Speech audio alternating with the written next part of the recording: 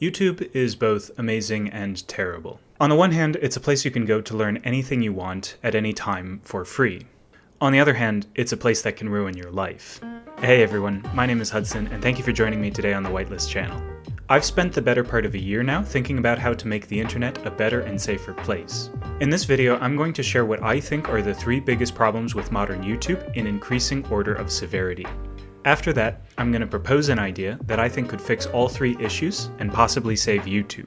Now, the first problem I'd like to talk about is also the most obvious. YouTube is a highly addictive platform with no clear way to limit your browsing activity, at least within the app. This makes sense considering that YouTube has a financial incentive to keep you watching for as long as possible.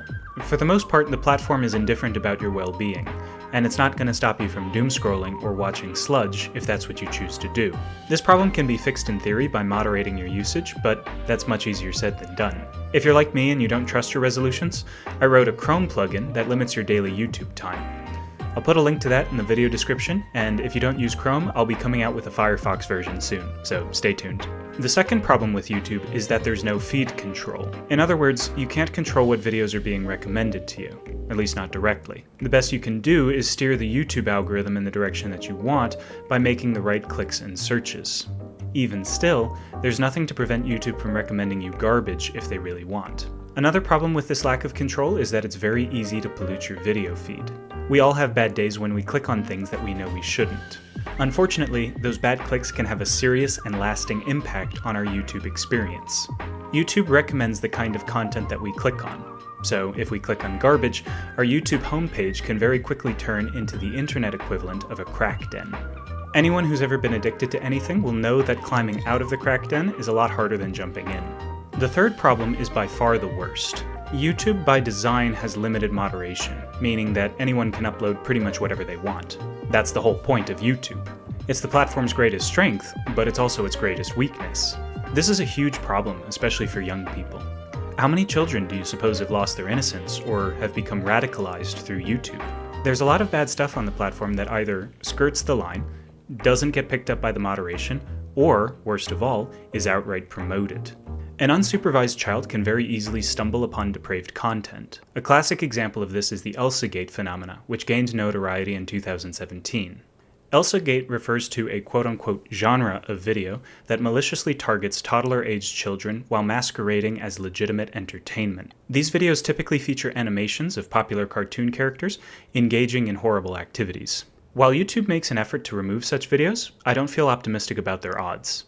According to the YouTube Press website, around 20 million videos are uploaded to the platform every day. Talk about finding needles in haystacks. Moreover, this is just one obvious example of internet depravity that happened to receive a lot of press. This is to say nothing of the millions of other immoral videos on the platform that aren't being challenged and likely never will be. This is the moderation problem, and it seems totally intractable. What exactly can we do about this? One hypothetical idea is to build a competing platform with higher standards. This, however, is unrealistic. Even if you had the means to build a high-quality YouTube alternative, you'd still need to convince a critical mass of viewers and content artists to migrate over to your platform. Let's be honest, that isn't going to happen under normal circumstances. Here's a better idea that's not only easier but also more effective. Let's create a filtered YouTube experience where everything is screened in advance. In short, let's build and platform a catalog of trusted, high-quality YouTube channels. This solves the moderation problem because it changes the objective. Instead of trying to identify and filter out a bunch of garbage from billions of videos, our objective is to simply create a walled garden. What I'm proposing we do is find and platform a variety of high-quality and morally decent YouTube channels for safe and enjoyable browsing.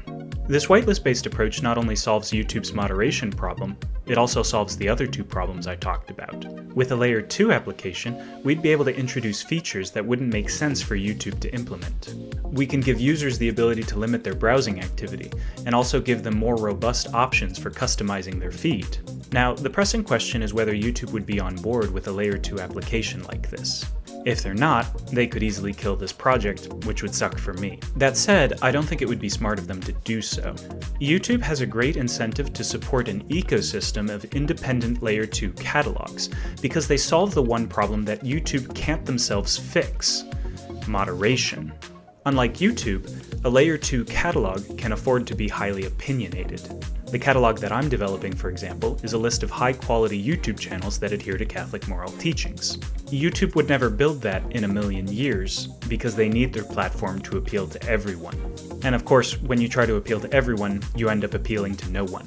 What my product can do for YouTube is open up an untapped market, namely Catholic families who are rightfully concerned about letting YouTube into their house.